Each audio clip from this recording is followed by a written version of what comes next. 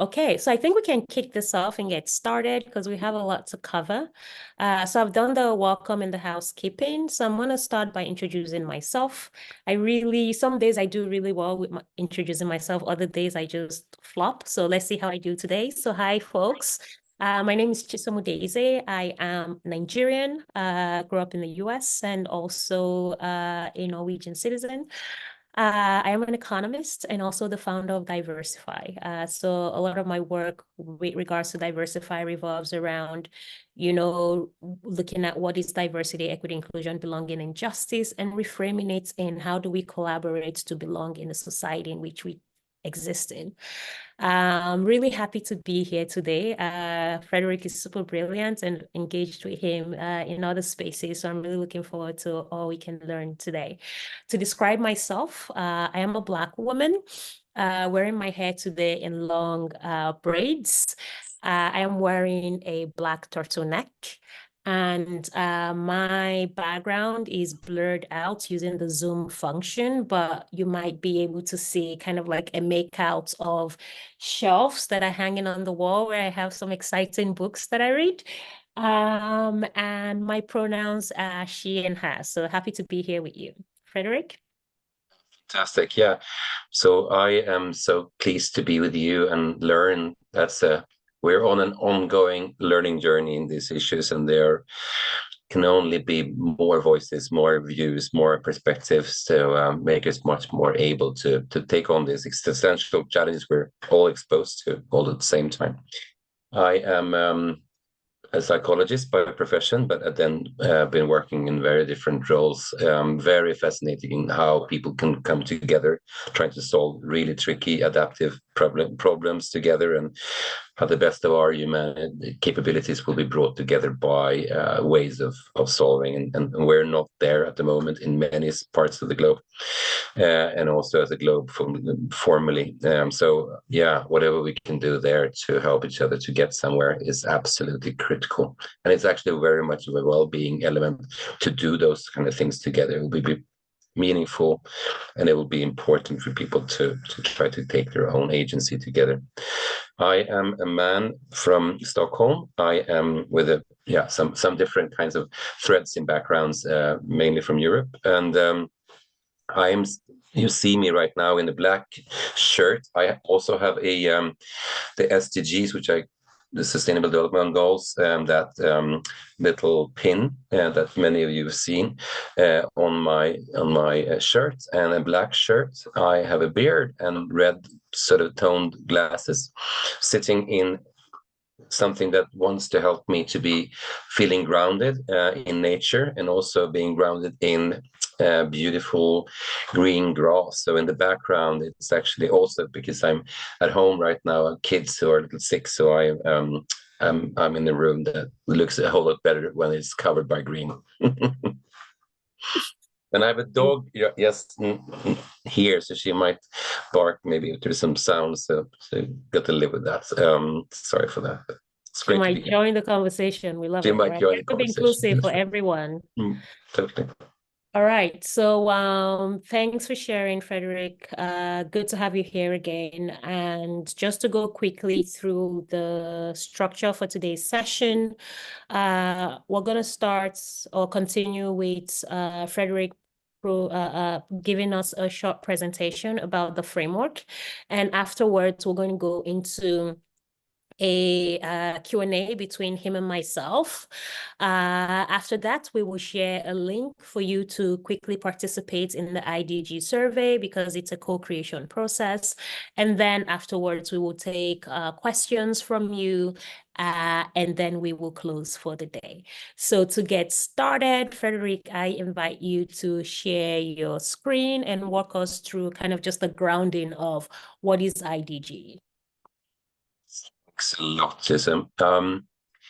I'll try this one then, and just double check it. Thumbs up, Saintani, if you see my. Yes, we see it. Yeah. Yeah. Yes. Excellent. I have some. Just noticed this morning, I have some issues with my Zoom. So if I'm thrown out, it's just a technical issue that I haven't been able to solve this morning. So anyhow, my and our approach is to think about how are humans able to work for a sustainable future together for people and for planet, which is the essence of the Sustainable Development Goals. When we are introducing the Inner Development Goals, it's important for us to see that we are trying to make our much more able, willing, and capable to get to the Sustainable Development Goals we want to achieve. And that's something we have in our team been working. We're also quite new. We have been around I was part of founding the group with a set of different competencies. So I have my research background, my psychologist background. We have others who are leadership developers or change management leads or philanthropic funders or designers in terms of the team that actually did the work for UN to develop the Sustainable Development Goals are also under the leadership of Jakob Trollbäck. They are absolutely vital core to the whole IDG, I would say, initiative. So I have the privilege now to lead our research and sort of innovation work, which then includes our reach and our footprint in 100 countries or more. I'm seeing South African colleagues and seeing Hong Kong colleagues. It's a bit too early for the people in Latin America, where we're really, really strong right now, but they'll watch it, they told me, with the recording. So we're trying to mobilize learning of what happens everywhere and make it possible to learn and spread and drive transformation and advocacy around humans. As you have been saying, the absolute most important element to successfully drive transformation is human capabilities and well-being together. And how do we make that visible in our leadership, in policy, NGOs, in our schools, in our neighborhoods, on our towns, in our nature walks, whatever. So that making that as a core thing of what we're trying to do. Yes, to position it somewhere, I do think that we have to be very cautiously taking care of what goes on research-wise and other ways as well. So there is a platform that comes together every, launches reports on what's the progress on the Sustainable Development Goals, so what's the big challenges to take care of, that reports back to the UN General Assembly every 4th year. This one coming up in September was very clear, and it really clearly for me showed a couple of things. The conclusion is that we have to embrace transformations. We have to be working with the urgency needed. We have to accelerate progress. And all of that is something that either we do it or it happens to us. So the transformation is not going to be something we can choose not to do. It has to happen, will happen, independent. It has already started to happen in many parts of the globe. The question for us is, how can we really come together and steer this in a positive direction by our human determination? And we have failed, to be very honest, in many, many parts of the world around doing that. We are not allowing each other's best capacities to make that happen. And that's maybe people are already suffering significantly from that. So that's something we really need to find ways to do. So changing from UN texts to Calvin and Hobbes, a lot of this is about how do we make us able to adapt to and work with adaptive problems, stuff that asks us to change, not just an external change.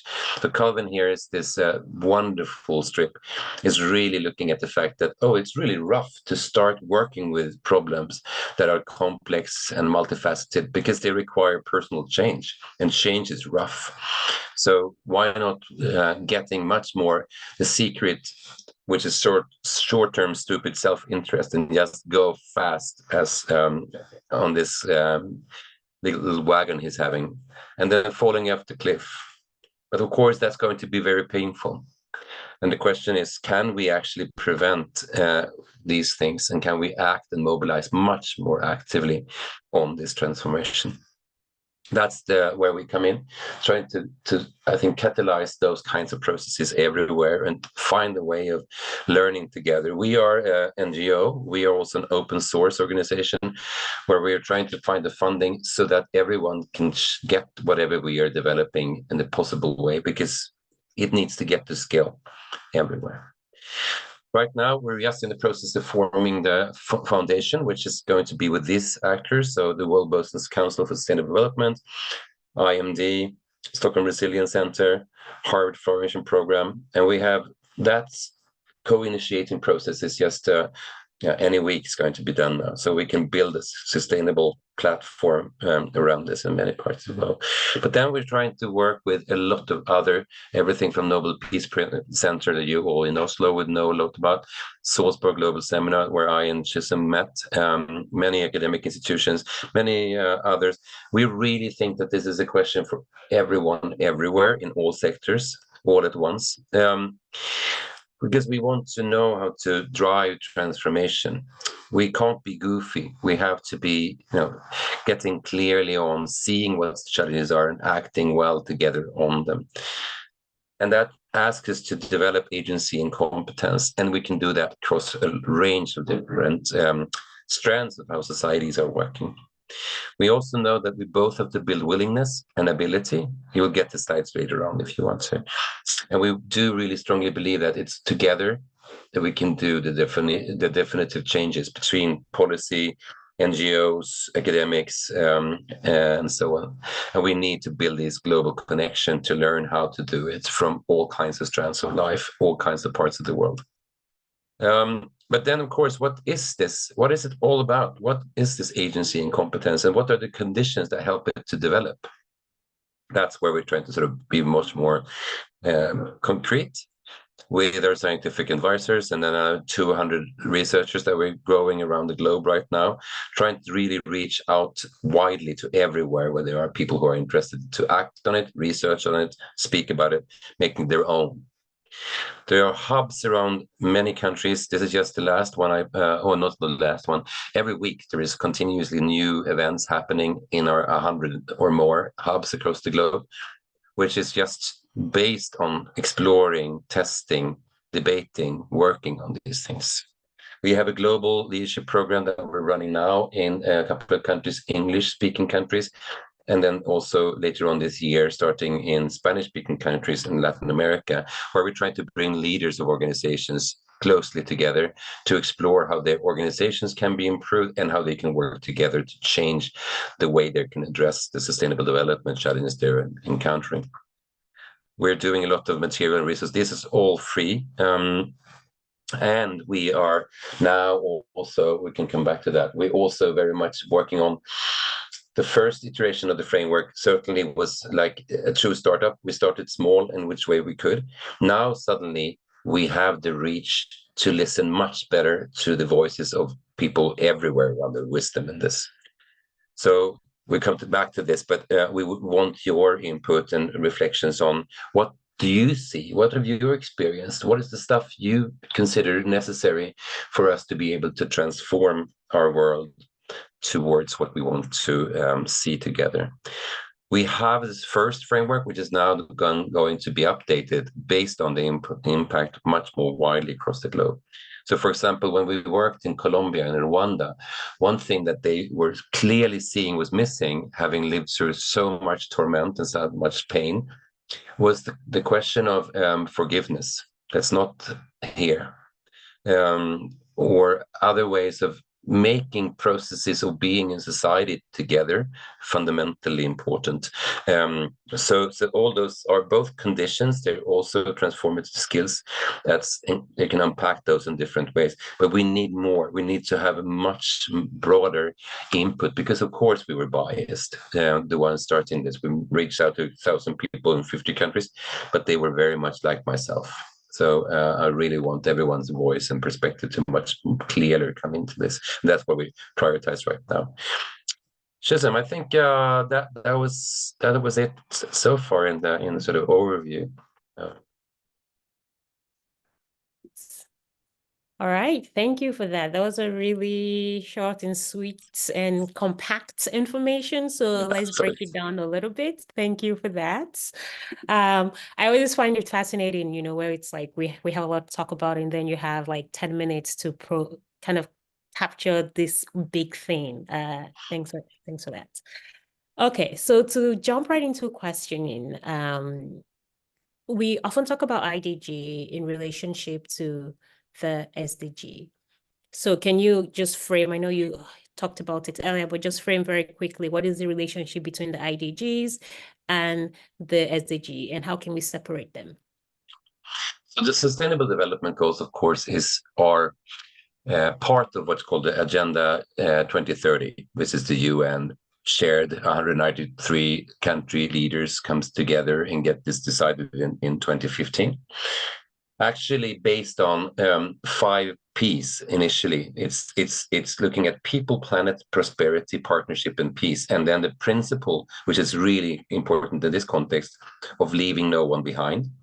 So that's the UN countries' shared approach to what is the roadmap for our development as a planet and as a humanity.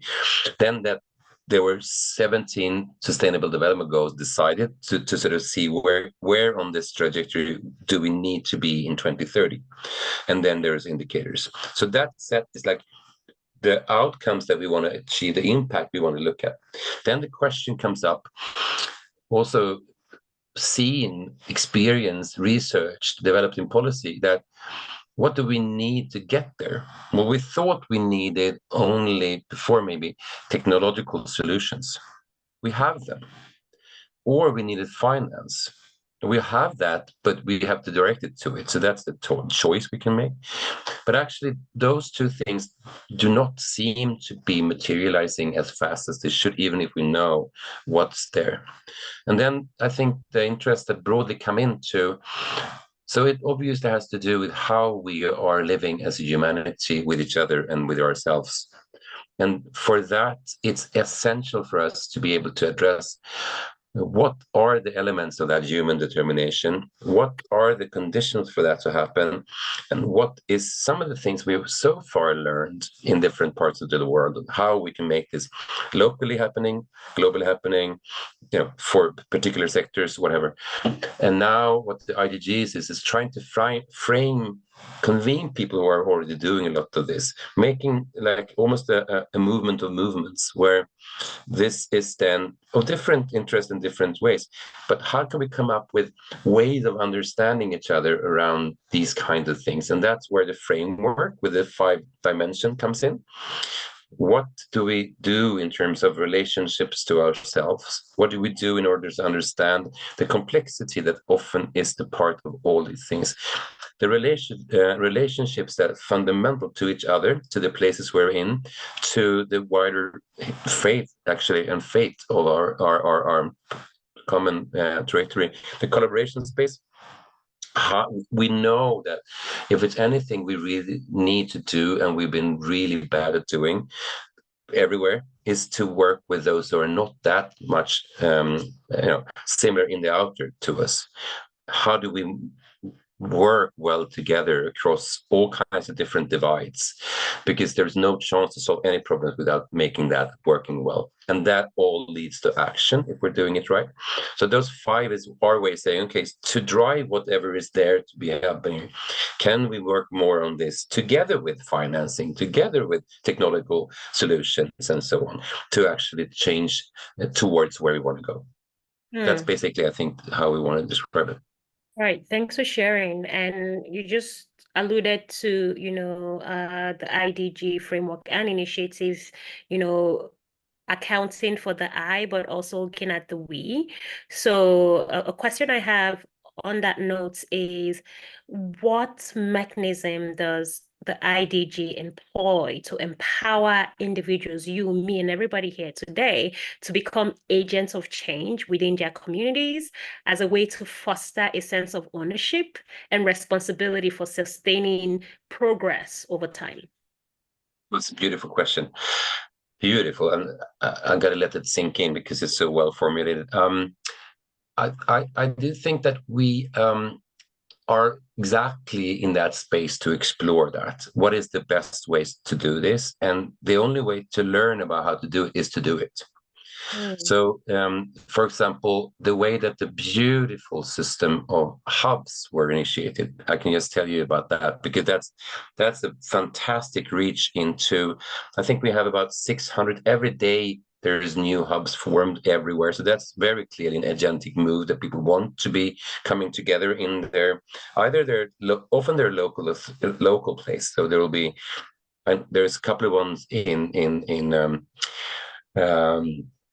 Norway, for example. There are several ones that you can join into. And I think there people are also sharing what they are trying in their different parts of their life. So people are usually either, they can be working, for example. Okay, so then they're trying, what can I do in a leadership position in my conversation with my team or whatever, that picks these issues up, and where are we, where should we go? So it's driving your own leadership capability as an organization or internally in a team. But also it would be looking at, how can we learn? Maybe the neighborhood is a really important part. How do we build a way with each other to take care of these challenges? Maybe we have a particular challenge that we can need to address that's related to sustainable development in different ways. We may be really bad at inclusion of people in the labor market, and we have a lot to learn and improve in many parts of the world on that. How can using our frames make us much more able to adapt and build processes for that? So it becomes like specific, it's a very general kind of framing that has to be made to agentic behavior through application by people who knows their own context. I think that's the trick. Then we have the large partner businesses that we're working a lot with as well.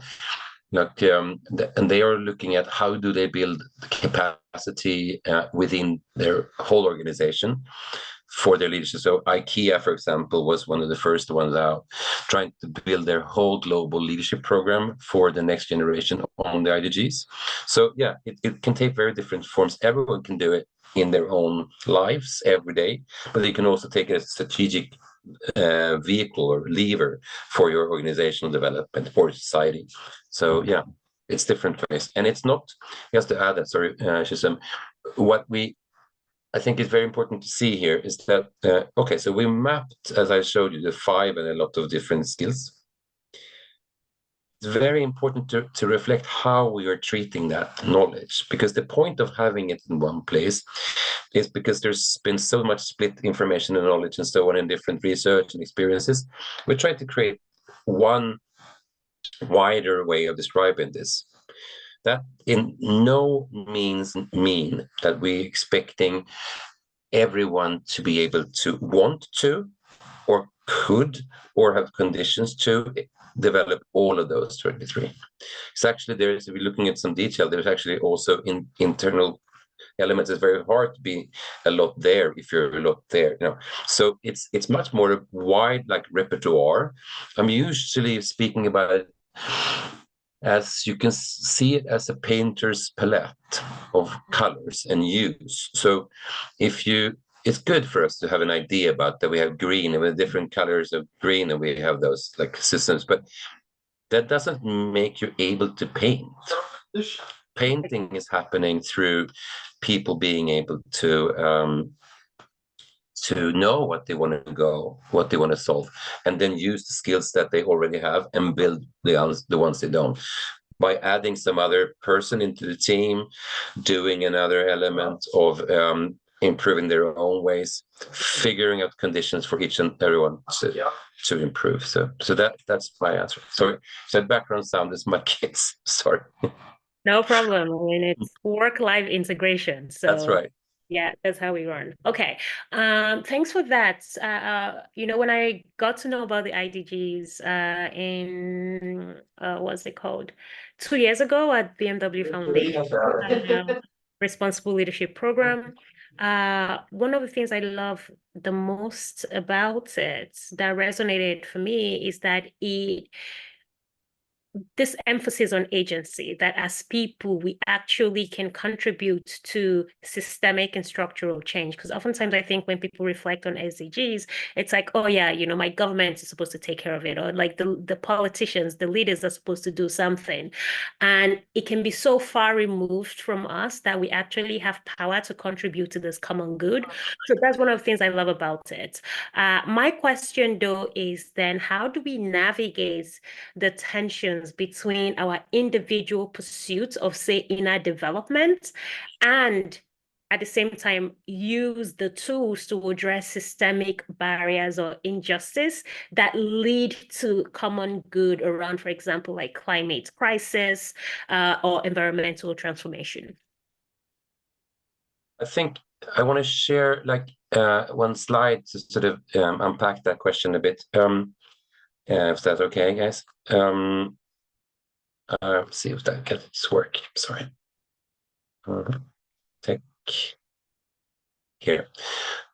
One way I'm usually trying to sort of look at that, because it's an interesting element here, is that the starting point, if you're to the left here, will be very different in the very different organizations and very different. So, for example, take a smallholder farmer in let's say Uganda, that every day is trying to survive, trying to build the future, trying to build what they're trying to do, often within the constraints of actually quite sustainable practices. For that person, the IDGs is probably helping them to keep going on what they need to do. So they may just have to, have some more opportunities to feel that they're doing the right thing and continue doing that. So they will probably be interesting examples of the green idea. We want more people to be able to behave in that certain way. So, but it's hard because there's so many things that stands in the way to do that. So how do we then understand what the conditions are that more could do what the person is actually able to do? Then we have another stream, which is the red one, where there are some dominant ways of and logics. For example, driving petrol cars. Take that. There is a whole structure in society that drives that to happen because we haven't done a lot of different things. Here we have to find the conditions to change and do less of that.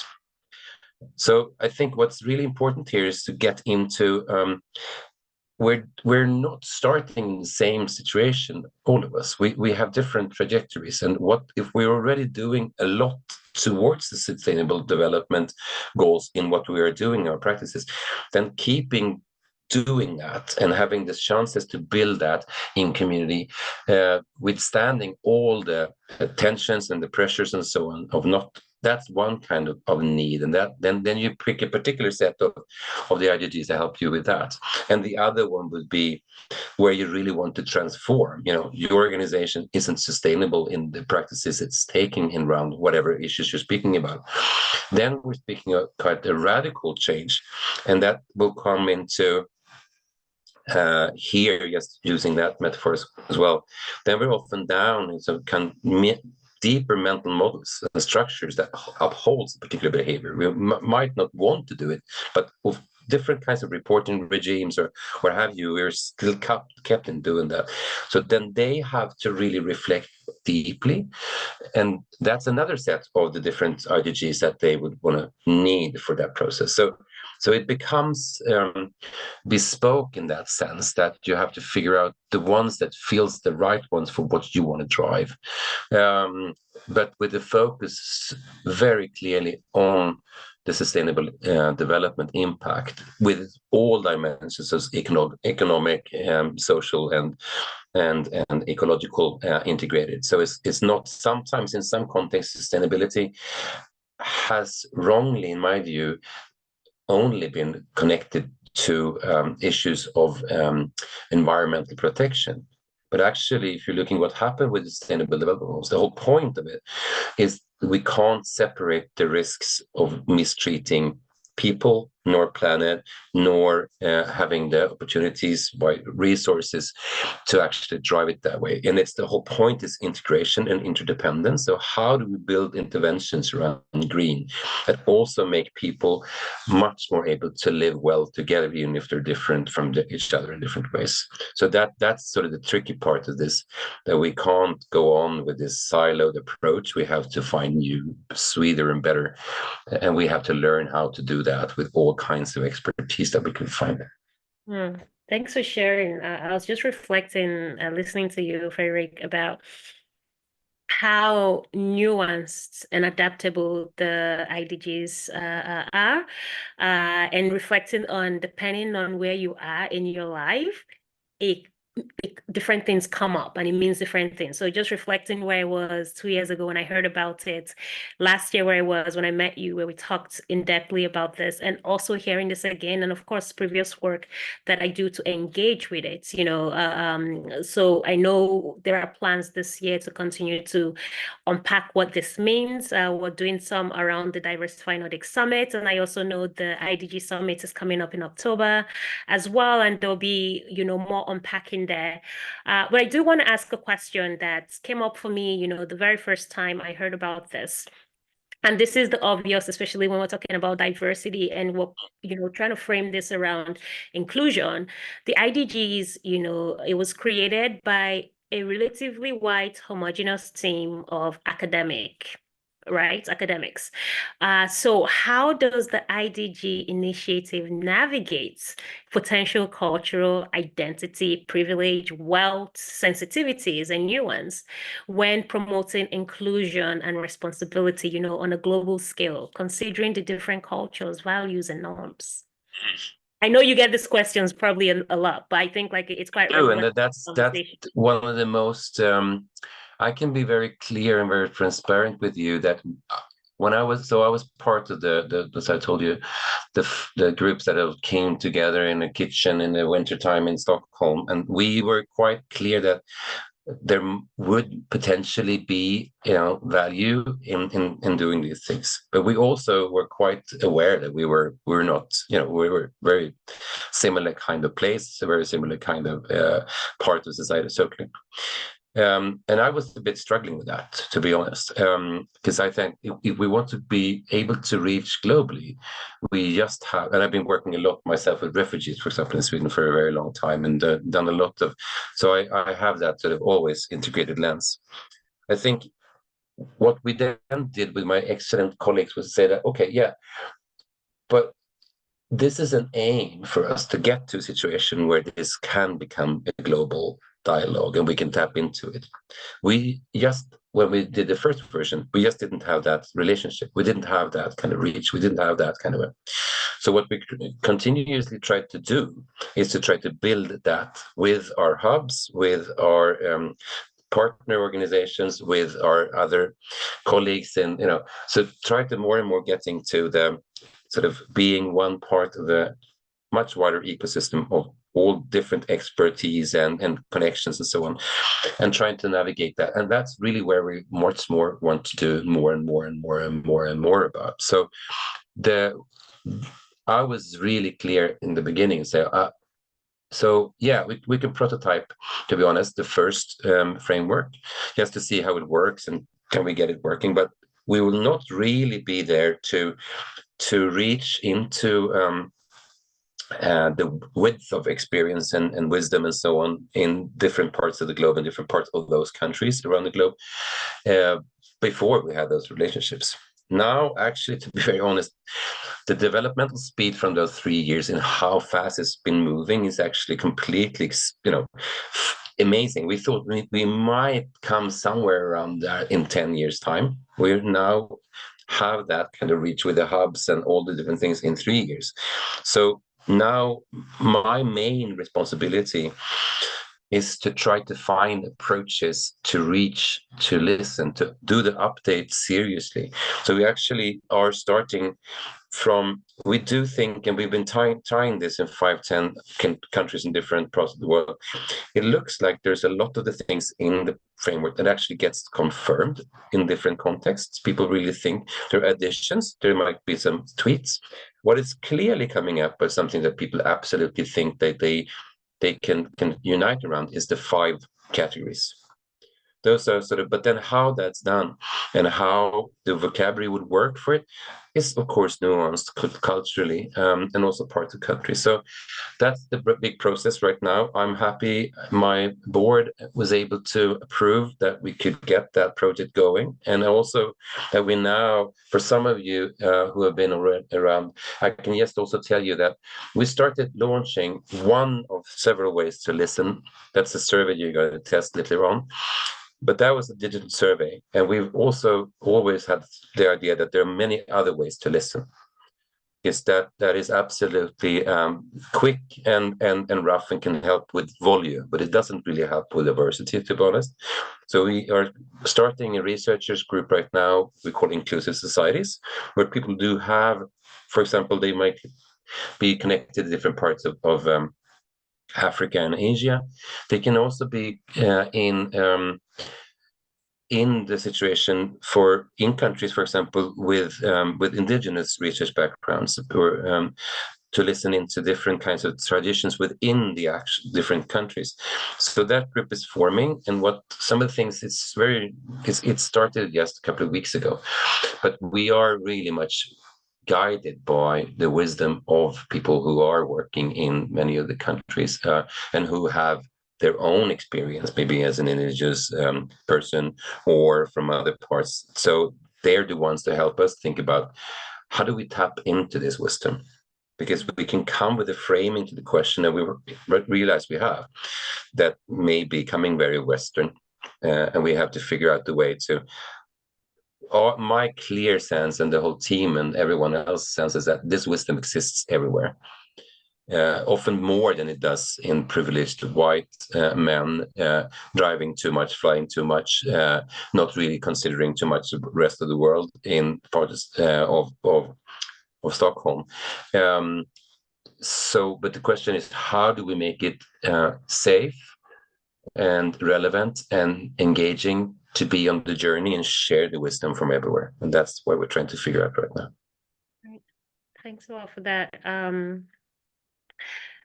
I have a question around how you actually measure and evaluate long-term impact of the interventions on an individual level, community level, a social level, and environmental level. I know that the IDGs is just 3 years old, so let's look at it over the span of 3 or 2 years. What does that actually look like in facts or metrics? That's a super good question, and a core one to us. First of all, I would say that we have an enormous strength with about 200 researchers from very different disciplines connected now that I'm working with almost daily. And they're doing this in all kinds of different ways. They are looking at it in terms of how can introduction of these things work in a high school? What is the impact of people's internal changes, impacts on their way of relating to the Sustainable Development Goals, being able to change them, or it could be a business transformation process where these things lead, and do people feel that they're improving their own opportunity to address sustainability impact? So that's sort of the process measured on the way in some way, but then the whole thing then is the measurement system. We don't really want to replace any measure. I think that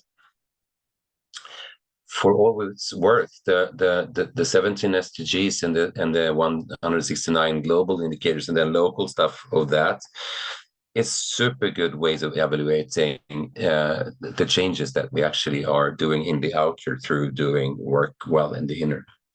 So we are very closely aligned with that kind of outer measures that exist, also because they're already in some way socialized or known within the context of governance. And you're looking at ESG governance for organizations, for example.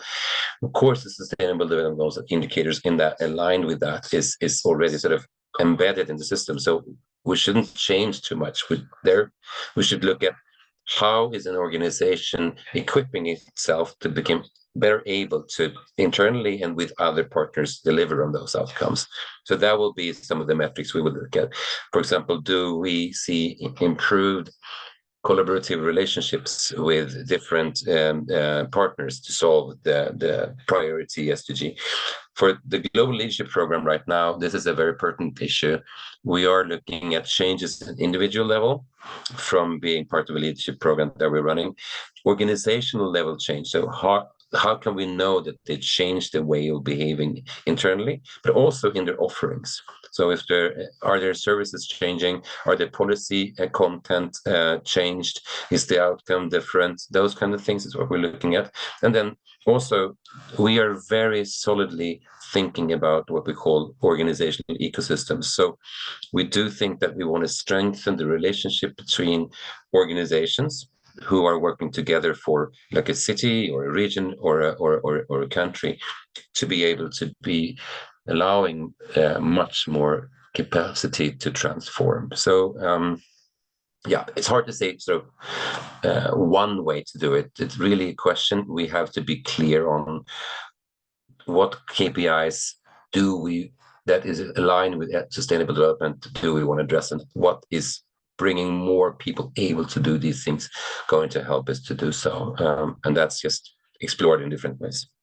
Because I think that clarity will be important, right? Because as this is quite a, the skills understandable but nuanced in that we bring different things to them. So how do we collectively, reach a result for measurement? Like I like numbers. I like things I can measure, I can track, I can define.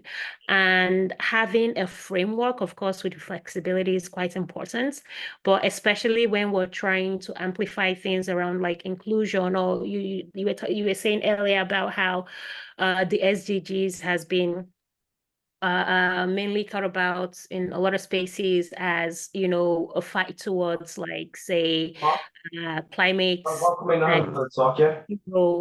Maybe that's from you. Okay. Like there's been this, sorry, I got distracted, but there's been a lot of understanding just basically around like climate and sustainability. But even so, it can be further unpacked into things around like climate justice. What does that look like? How do we include the voices of people who have indigenous identities? How can the IDGs actually help us cultivate that? So I guess my question for you is, can you discuss any challenges or limitations that you have currently encountered in applying IDGs to drive sustainable change, and recognizing that it is complex in itself? I think I want to start in the last reflection you made here. It's actually the issue of we have a very hard time addressing adaptive complex challenges in whatever we're trying to do. And one challenge within that is that we're trying, and we should. I mean, it's not that it's really tough when problems are complex in the way that they actually are not.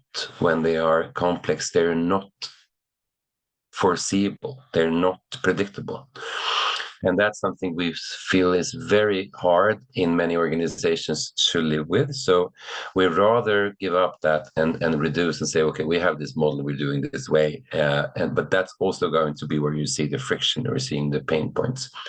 I think that just giving people the right conditions, the right internal as individuals, but also team conditions, giving time to allow these things to emerge, it's really hard. It is often so much of delivery on whatever is set as the schedule in our almost weekly economy of KPI performance. So where's the space to introduce these new ways of quite deep transformation? And I think that's the same that much of the sustainability transformation is suffering. we just need to do stuff radically different, and we're going to be losing stuff when we do that. For example, predictability. Even if so, there's a lot around the resistance, I would say, in many places to be able to build the commitment to take these kinds of steps, because yeah, you can test and you can do bits and pieces quite easily, and that's great, and you should socialize by testing whatever you can test. But you also, I think, have to raise the questions of what is upholding the unsustainable behavior we have. And of course, that is challenging. It's going to be questioning power relationships. It's going to be questioning a lot of different things. So you have to have a clear approach and methodology that makes it possible for people to come along in that process. So I think that is one of the things that is, so we're not claiming that this is easy whatsoever. It's quite hard. It's going to be quite painful. So I think one key thing here is how do we build the right conditions for those who are trying to facilitate these kinds of processes, because they're exposed to so much. I'm just thinking about you, Chisom, or others, trying to drive transformation in such an important area. Of course, that's situations that exposes you to a lot of stress and frustration and what have you, of course, because you're the front runner. So for me, that's an important. How do we create the safe spaces where we also out there, trying to do the change to sort of support each other in being strong together around these kind of things. So I think I sort of lose the thread, so I'm stopping there. But that's sort of elements of transformation we have to be taken care of. That if we want, we also have to be thinking about ourselves to being sustainable. Because okay, you can do a great job for 3 years, but then you're burned out or you're completely exposed to. How do we make sure people can sustainably work on the transformation? That's also a really important area. Right.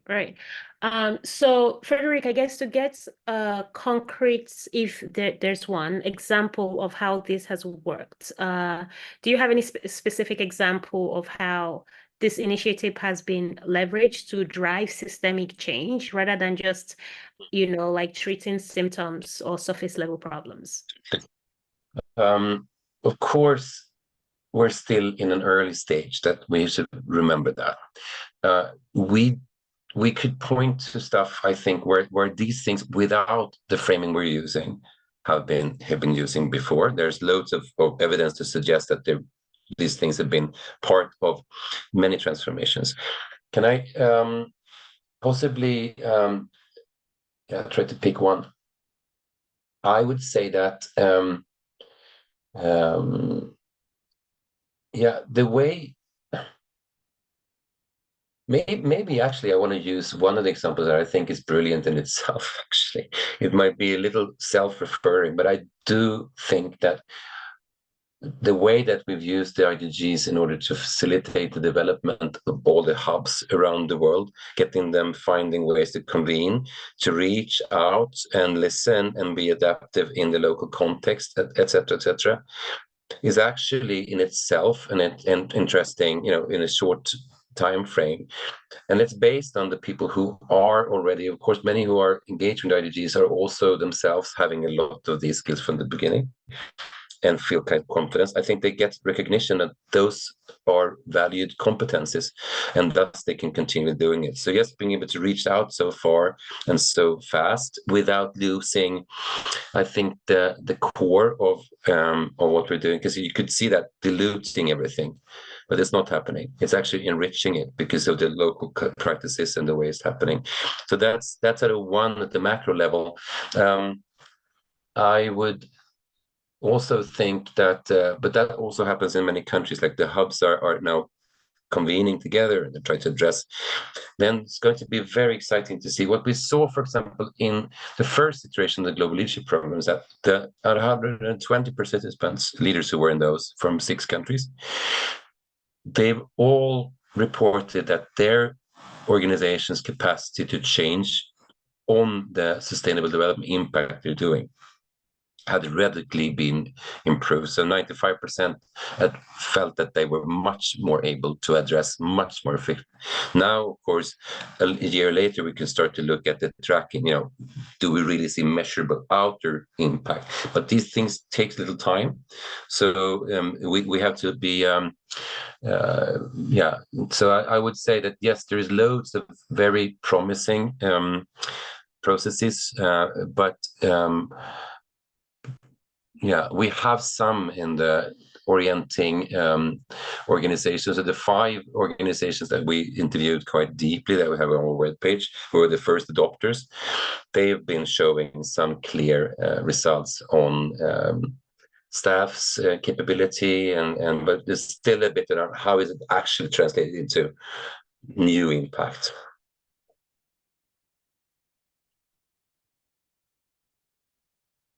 Now you're on mute, my friend. Thank you. Just out here talking to myself,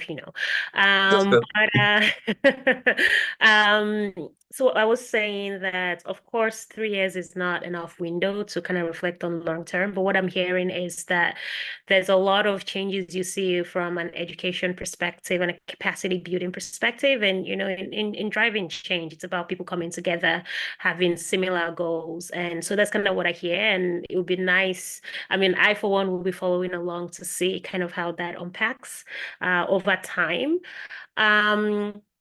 I do want to, I know we have some questions in the chat, but I do want to maybe share the link currently so we can hopefully get in more engagement or questions or reflections from the people here with us and people on LinkedIn. I see some questions also coming in from LinkedIn. But Sharon Tani, could you please drop the link on the Zoom chat as well as on LinkedIn? And we ask you to take, a minute or 2, or 3 max to reflect on the survey question. It's just one question. And we would love to hear from you in terms of, like, from everything you've heard, what you think is missing, what you think can be added. I'm also reflecting on a question here from Marielle, and they are wondering about how I personally use IDGs within my work in DEI, and I will talk a bit more about that shortly. But if you can indulge Fredrik and myself by filling out this survey very quickly, and also just coming back and telling us, what comes up for you. You don't have to spend all the time now. You can, of course, answer and go back to it afterwards, but we'd appreciate just a reflection on the question itself. What does it capture? What does it exclude? How can it be improved? Fredrik, anything to add to that? The only thing is that this is qualitative data, you can always come back to add to the survey, so there's no locking in. So I think that's important, because sometimes you have the first and then you realize, oh shit, that's something I'm now encountering a week later or a couple of days. Yes, go back to it, because the whole point of doing it for us is to getting a wide repertoire of people's perceptions. Now we have about 13, 15,000 people from 100 countries responding, but we want to go more and deeper and we have the whole year to continue collecting that data, so that's super good. And all feedback is necessary, because we were right now sort of taking we have a bit of an experimental approach, so whatever you think is helpful for us to know that will help people to be engaged in answering, that will be great as well. So while people are doing that, Fredrik, just quickly on how can people actually start implementing this in their work or in their organization? Yeah. So as it's open source, there's a couple of things you can use directly. One course is initiating conversations about the framework as is, and say, well, it's still ongoing. You can bring that to your team or your sports club or your choir or whatever. Think about, are there things we can do more of, and reflect on. But do it in a way where you feel that this is coming from a strength-based perspective. I think that the worst we can do is to try to sort of be each other's very harsh critic on it. I think we all are in an exploration phase. Thus, we have to have a perspective that we are trying to move on the things we want to and feel necessary to move. But link it to, what are some of the challenges that is important for our community, organization, and so on to address. And might there be ways for us to improve the way we're trying to address the problem, not just the problem in itself? So that's one kind of reflective thing. We have something called the IDG tools, which is also trying to summarize what is out there in terms of available methods and techniques and so on that people have researched and have some kind of significant impact shown in different studies. So idg.tools should be found also on our webpage. Can be really good to start thinking about. The third one is engage your local hub. Go into the community page on the IDG innerdevelopmentgoals.org, and you go to community, you scroll down and you see the persons who are the ones who are your most local or maybe topical area lead for IDGs that you can easily just connect back to and see. That's wonderful environments for learning and exploring and sharing and developing. So I would suggest doing that. And then, of course, help us by sharing this survey. Keep track on what's happening. We do two things: the summit for sure, participate in the summit and look at whether you can come to Stockholm or participate digitally for the events in October. We're also launching regularly what we call IDG gatherings, and now going to be called IDG talks, where we have different topical areas of interest that we're sharing, and you can all participate in that. And that will be one I want to explore with you. Also, reversely, Chisom, maybe we can have you and the community come do a talk with us, some part of the schedule later on this year. So for us to learn much more what you are doing. Absolutely, sounds good. I want to jump into questions from some of our participants, and I hope to also get some reflections for people who have at least viewed the question in the survey. But the first question we have here is from Kev.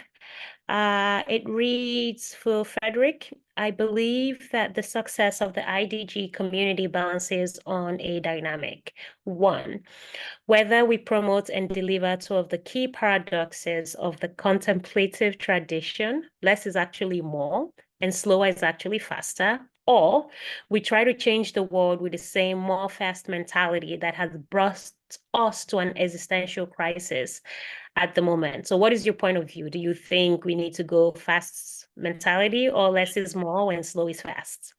It's a beautiful question. No, I think usually often some of the ways we know about when systems perform well is that when they're in some sort of balance, and I think what we have too much of right now is far too high speed, far too little space for reflection, far too little time to really deeply grow relationships that can help us overcome really tough hurdles. So for me, it becomes quite clear that we are trying to create those things that doesn't necessarily come out. So that will be going more towards what Daniel Kahneman would call the system two thinking. So not the automatic ones, but actually actively getting engaged with what takes a little more time, is a little bit more hard, or asks a little bit more of us, because that's also what creates meaning and what creates the chance to succeed. Obviously, we tried for a while to go very fast and go very much in that sense. And it has a lot of value because we also are in speed generally around these kinds of issues.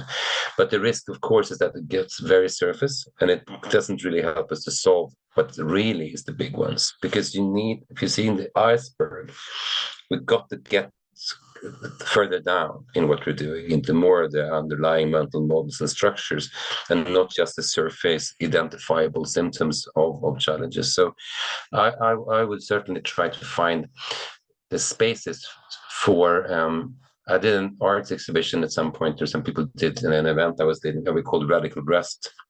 That we find space for radical rest in the very hectic life we're trying to make. Thanks for sharing.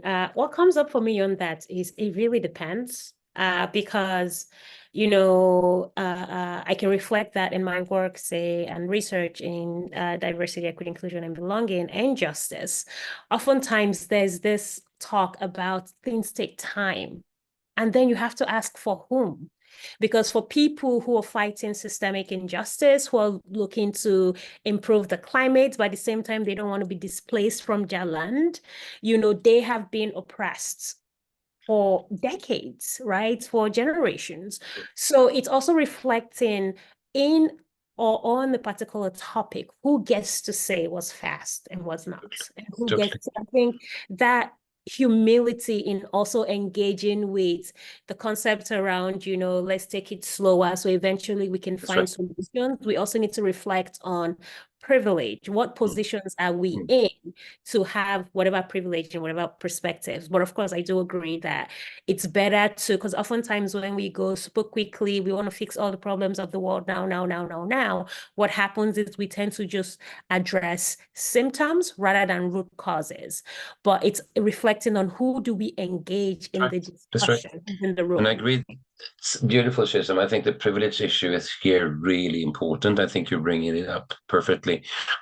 It's the same, I also have a history and also working in the fields of mental health and well-being. Of course, just because we want to address the right conditions for people to thrive, it doesn't mean that we're not serving people who are really in the worst kind of status in crisis. Those are just not so they have to be, but the risk, of course, is that if we're putting all our efforts on the acute response and reactive acute response, we are unfortunately continues to generate the same things. So we are not really able through that to change the trajectory for many coming. But it's a very important dilemma, and sometimes we can actually work with, and I think the strength of being in dilemmas and living with dilemmas is that it makes us I don't know, crisper or more precise. So yeah, you're right. I mean, it depends, and the perspectives will be, and what you showed right now, yes, just to share with you is, of course, that the whole idea about complexity awareness and perspective taking is essential, because we can't afford to lose the ones that like if you're doing the analogy with what we're speaking about downstreams or upstreams factors and different things. I mean, we cannot not support the ones who are suffering from the stuff we've created, but we also have to be able to address so fewer get to that situation. So I think it's both and in that sense. Absolutely. Thanks for that. So there are a couple of questions here from Kev. So I will ask one and then skip to others. And if we have time, we can come back to it, Kevin, just so we get a bunch of other people as well. There's a question here that according to the IDGs, it often refers to itself as being science-based, but based on their research, they found that it's not really science-based. The domains and qualities seem to have been selected based on consensus. No suggestions were refused, and many of Toolkit's tools have little solid research on their effectivity. What do you say to this? So super good input. Yeah, I think if we're applying the absolute strictest criteria, we would not be able to recommend a lot at all. And that's an ongoing challenge everywhere, where in all kinds of evidence-based recommendations in policy and so on, we always struggle with that. I think we have been working very clearly on positioning this on how do we use the best available knowledge that we're having, and what kind of a basis do we have for different things there. So coming back to the toolkit, for sure, there's been different processes of trying to look at stuff that has some kind of solid knowledge and forum structured things. A lot here, and then when it comes to the 5 dimensions and the approach we've chosen, which is that we could only work in one particular way. Of course, there were other discussions. How can we do this? You could have worked from a more the idea where you started with what has all the literatures in the world around this topic been able to say without having any conversations with people. We did we have been doing a little in that space, and now the researchers circle with all the experts we're having, of course, is thinking about this in different kinds of applications and specific areas and so on. But the problem is that the scientific endeavor is very specialized. So if you wanted to be completely deep on one thing, you wouldn't have looked at the 5 dimensions and all the 23. You would go for the deep pockets of some of these different things where there's much deeper literatures. So the point for us is to point to areas where you can also suggest a lot of more deep reading for stuff that has much more sort of depth in an academic sense for a particular kind of set of IDGs. Our purpose is actually to be communicating and making it easy to go into all those literatures and navigating it. So the conversation we had earlier, I've been a little bit cautious when it comes to, for example, individual assessment based on the IDGs, because of 2 reasons. One is the fact that there is already a lot of good, developed, psychometrically valid tools for many of these things. So do we really spend most of our best efforts of doing yet another one, or should we actually point towards available ones? Given that we are anyway thinking about people are putting what they need from this to whatever change they want to do, and then we can point them to different spaces. So it's more of a helpful tool to navigate a wide universe, and that wide universe of knowledge is actually very disparate. So if you're looking at underneath there's a whole literature on different parts of this, and some work at organization level, some on neuro pathways, and the third one on. So we're trying to create like a shared space, and yes, there's a whole lot more depth in what's underneath that when it comes to expertise in different areas. So I think that's how we're trying to play with this, and it's a continuous balance and challenge, because of course one thing that we can do is that we can look at available literatures and say, this is what we now know. Great, we can do that for some things. The problem is that there is a risk that also is stifling innovation. Right. Because we also want to try to do stuff in new ways where we don't have the right solutions. And how do we structure that to not do harm ethically by the interventions done, and also not claiming that particular interventions seems to be extremely enough that you should spend a lot of money on them.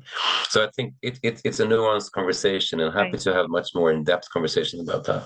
Right.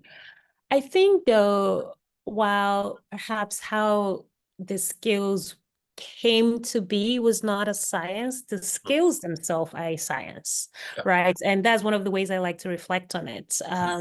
So a lot of my research now focuses on belonging. What does that mean in the day and time of, fragmentation and polarization along democratic lines? Like, what does belonging actually is, and what behavior can cultivate a sense of belonging, allyship, empathy, whatever it is you call it. And I guess this also falls into a question that's been asked here, I think, to me. But first, there's a comment here. I don't know if you see it, Fredrik, from Suzanne on the Rotary Club, the 4-way test, which is of the things we think, say, or do. First, asking, is it the truth? Second, is it fair to all concerned? Third, will it build goodwill and better friendship? And fourth, will it be beneficial to all concerned? And so one of the ways I would apply the IDGs in my work is to interrogate further what this means. What is true? Because that is contextual. So who gets to define what truth is? What is fair? That is also quite contextual. What is goodwill? So it's in interrogating, what does this mean within a frame and within the context? So oftentimes for me, also with my work in DEI, is not taking things at face value. They sound wonderful in theory, but what does it shake out to be in practice? And then the question here from Marielle is, they are training teams on diversity, equity, and inclusion, and they use the IDGs for that. So focusing on a set of IDGs per training. So their question is, how would I use IDG in my work? So it depends on the context, the client, the workplace. So one of the things I love about the IDGs, it's adaptability to specific context. Am I working on an organizational level? Am I working on a leadership level? Am I working on a team level? And then that would allow me to adapt to fit that particular context. But one of the ways I also reflect on it within the work is oftentimes when we talk about diversity, equity, inclusion, it does seem overwhelming. And a lot of people approach these topics as, it's sensitive.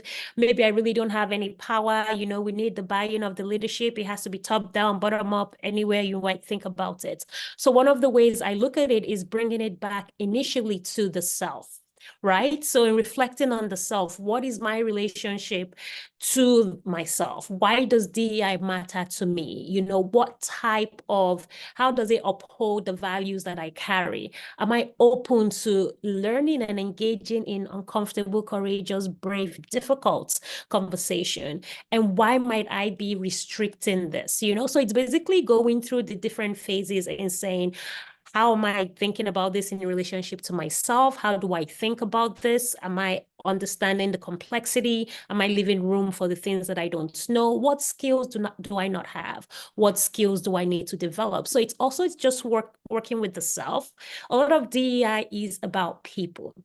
DEI is about behavior, and behavior that informs culture, structures, and systems, and realizing that we're all a part of it, although we have different degrees of power, right? Or like distance to that power, but reflecting depending on the context on what is this, how does it show up for me, and what do I actually have within me to start to effect or demand change. So that's kind of like how I start, but of course, depends on the context and the space.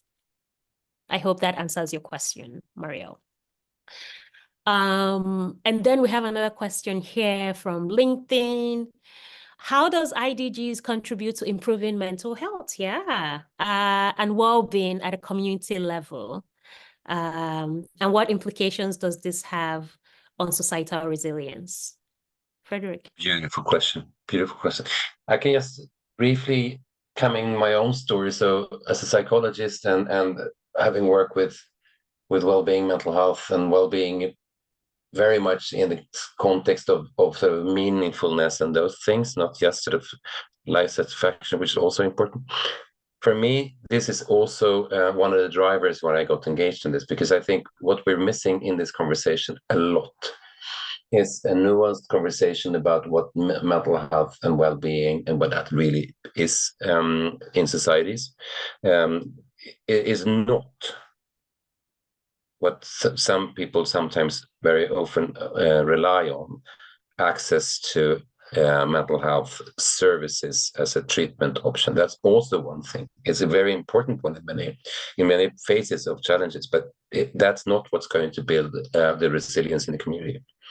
So I think we haven't necessarily tested that out directly, but there's a lot to think about, but also the interdependence. Of course, if you're looking at trauma, for example, I would think that there might be the complete psychological challenges that is involved in people exposed to traumatic experiences, where we need to lay a ground there so that these kind of things can actually be possible and available.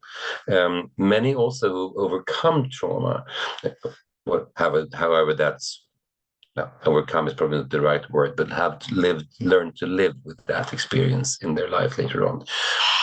You'll see that they have a significant sort of growth in some way very often in order to sort of be much more able to do a lot of these things. Actually, I think, as we know, development very much happens through going through crisis in different ways. Of course, this is related to the full experience of everything, but both good and bad experiences.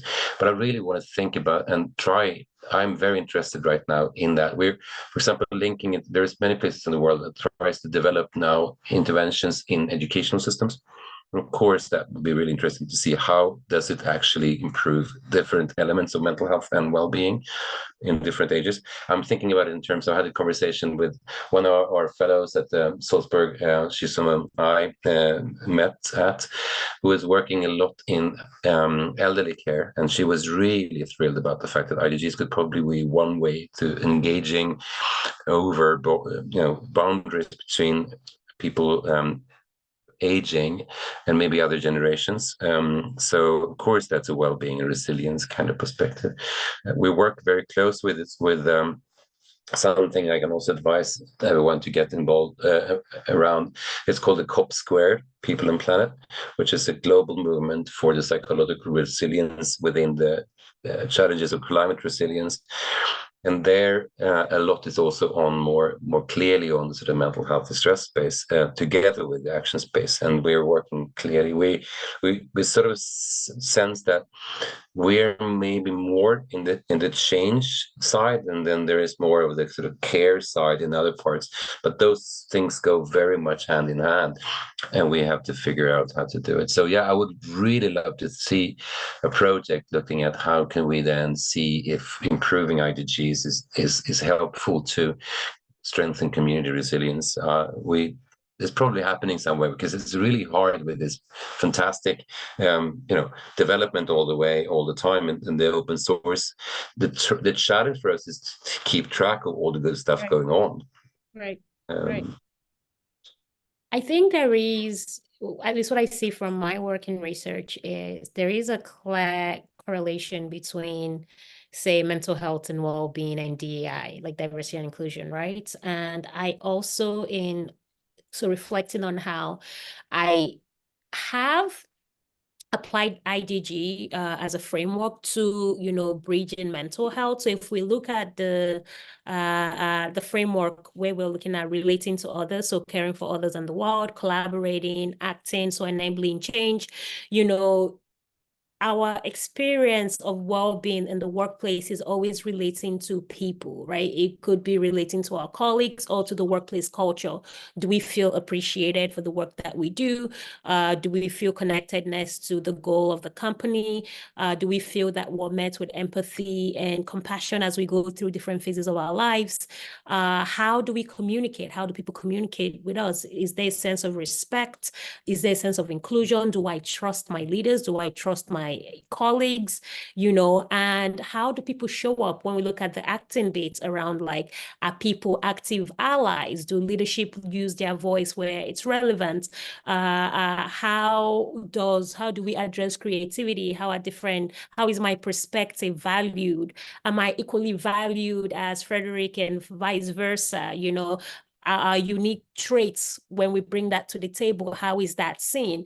Because my experience of that, whether it is positive or negative, can very easily lead to feeling of disconnectedness. Maybe I end up receiving microaggressions from people at the workplace, or delivering microaggressions people at the workplace. And that inherently affects and impacts my sense of well-being, and that also impacts my mental health, right? And it's really difficult to separate what happens at work, because we spend most of our lives at work than we spend outside of it. So it's really difficult to say what happens at work stays at work, and then when you're done, you can park it and go. No, it just merges, and that definitely has a strong correlation. So I've actually leveraged the framework in framing, directly, what does it mean to be well? What does it mean to impact other people's well-being, and also to safeguard our own well-being within the workplace and within, like, diversity and belonging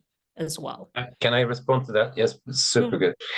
If you're looking at some of the literatures that I think is some relevance here, for example, what's been going on now in in different circuits, the whole conversation about the World Happiness Report, if you know that, which is comparing its apps. There's a whole, I'm sort of disgruntled about the name happiness. I know why, because there's a whole philosophical debate around why that's used, but I think it doesn't necessarily do what it should. But anyway, it's about quality of people's perceptions of the quality of life in different parts of the globe and different cities and wherever you, and based on one question. Looking at that data set that's been going on for many years, the absolute most important single item, and of course this is multifactorial, but we want to address one, is the quality of social relationships. So, so the quality of social relationships will happen everywhere, you know, and all scales in different ways. So, of course, being able to relate to each other well, and being able to do that, for me, I almost, you know, there's been different. You can draw if you're looking at the graphics, and I like pictures. Like if you draw the 5 dimensions, one of the interesting representations that's been used actually in the US. So their Oceanographic and Atmospheric Agency is taking up IDGs as the part of the climate literacy work that they would want to promote, which is beautiful. But they draw it in a beautiful way. They draw it like a perpetual 8, like that.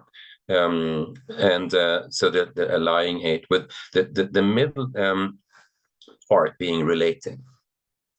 So the core to this is probably how we relate. And then we go into ourselves to see how can we make that happen. And when we have the relating in place to each other and the places and wherever we are, then that can transform, if we do it well, into ability to act well for the future together. So for me, that's sort of my internal interpretation of the actual way I'm laying out the framework. There is this whole discussion that we should be in. How do we balance between complexity and simplicity in communication around that? I, of course, as a researcher, very much lean to the complex side, but that doesn't necessarily help others. So for me, but that's my internal vision. So I think that whole space about the relational qualities is absolutely core. Just to add quickly something to that, because I say we're about to be out of time, is in reflecting. So we do a lot of work with, you know, immigrants, for example, asylum seekers or people who've been displaced. And let's take it from a Nordic context, since I'm located in Oslo and do some work around the Nordics. You know, oftentimes when people come here, they're expected to be grateful, as, you know, because you come home, you turn on the lights, everything works. There's no active war. And then nonetheless, immigrants struggle to feel a sense of community, to feel integrated.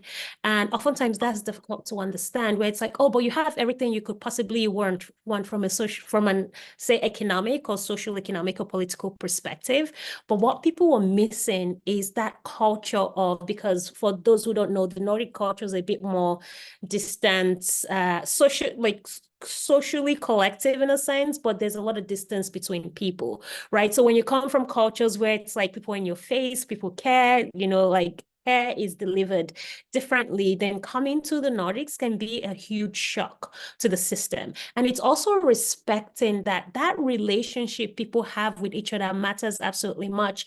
I was reading something the other day about somebody who moved to a new country, great job, and for a year or so, they never really interacted with people outside of work. And then they met someone someday who gave them a hug and they broke down, because up until that point, they had not realized that touch, that they had been so deprived of touch and human connection, that for them, that was such like a huge epiphany in sharing this. So I think that relationship to people is so important, and understanding the nuance and also finding ways to respect that we all experience this world differently, right? And that no one is the norm, and we have to create space for that.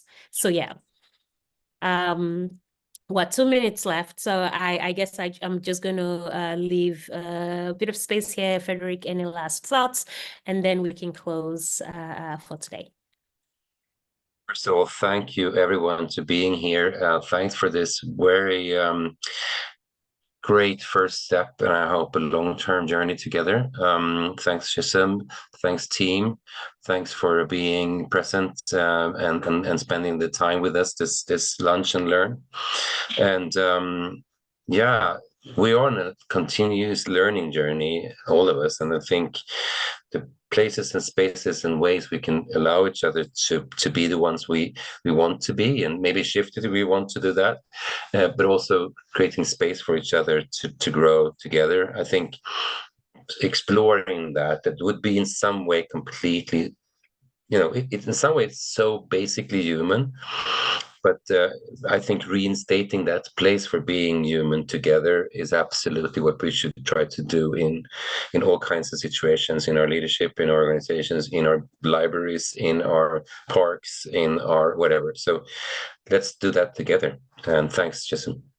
Absolutely. Thanks, Fredrik, for sharing and, shedding more light on this topic. It's always fascinating to be a part of it. I think there's a lot of, learning and growth that can happen from this framework. And I think that I encourage everyone to participate, because your participation and your perspective absolutely matters. So we really appreciate people here with us, people online, people who are going to watch this afterwards, because we know a bunch of people do.